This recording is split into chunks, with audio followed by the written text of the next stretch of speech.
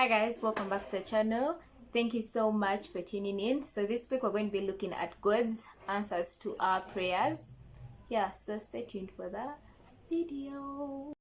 Okay, so we're going to look at the answers yes and no together because we're going to get inspiration from the same book in the Bible and the same chapter, so the same Bible verse basically. Okay, same book in the Bible, yes. So we're going to look at Matthew chapter 20 verse 20 to 23 for no. We're starting with no because no is kind of in the upper part of Matthew, so I just decided let me start with no and then I'll go to yes after.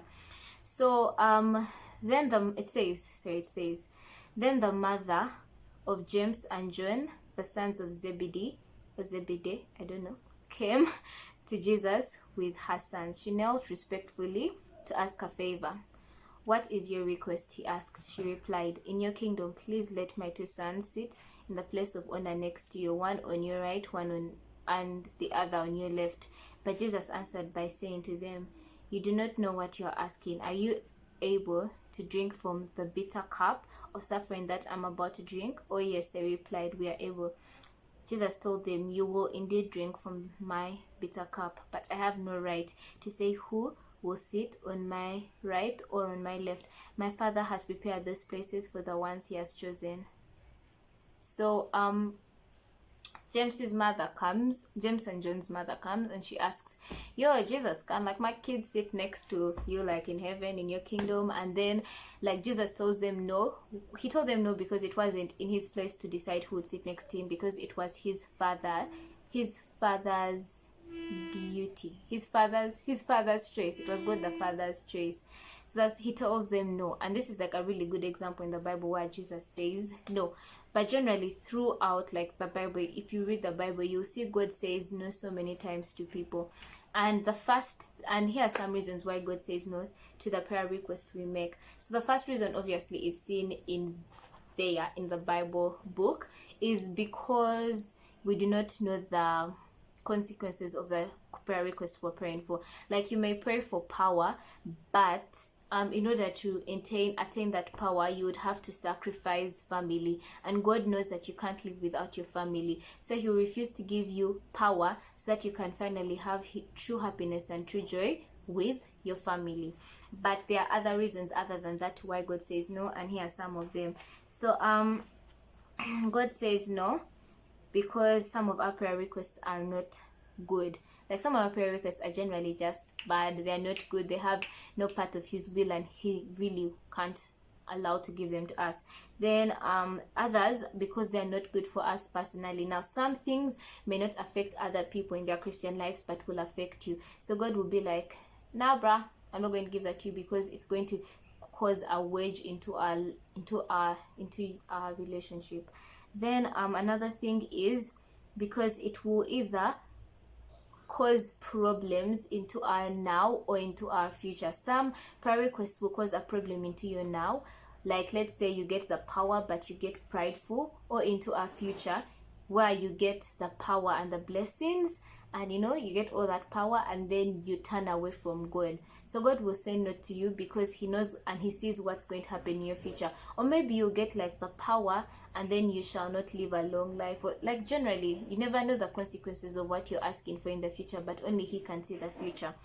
And yeah, and another reason is because of the intentions of why we are asking. But I'm going to look at intentions after we are done looking at yes. So let's go to yes. We're going to go to Matthew chapter. So if you see me looking down, I'm either looking at my notes or the phone that I'm using to read the Bible verse.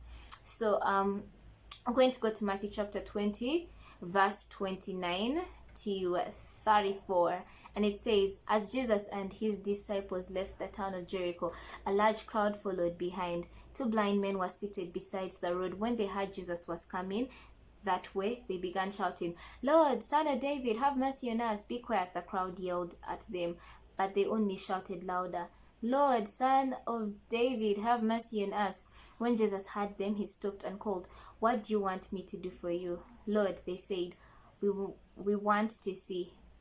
Jesus felt sorry for them and touched their eyes. Instantly they could see, and then they followed him." So now what happens? Okay, A little short story of what happened. So after James and his mothers make their request, James' mother makes his request, Jesus teaches these guys about the importance of being a servant in your leadership rather than being a boss in your leadership.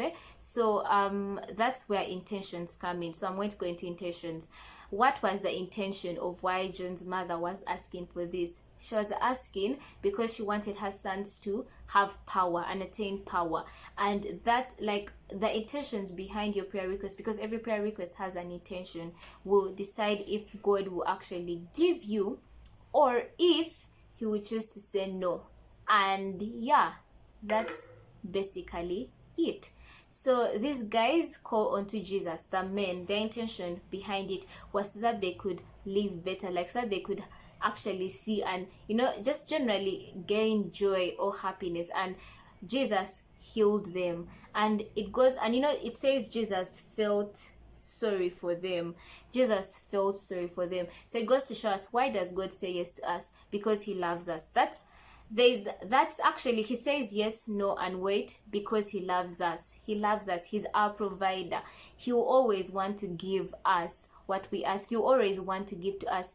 Why did he help the Israelites? Why did he do this? Why did he say yes to them and bring them out of Egypt? Because he loved them, because he wanted them to be happy, because he's our father. The Bible says that if you men who are, you know, evil and cruel can provide and give to your children, then how much more can, you know, God do for you? Like, for you to understand that he's your provider.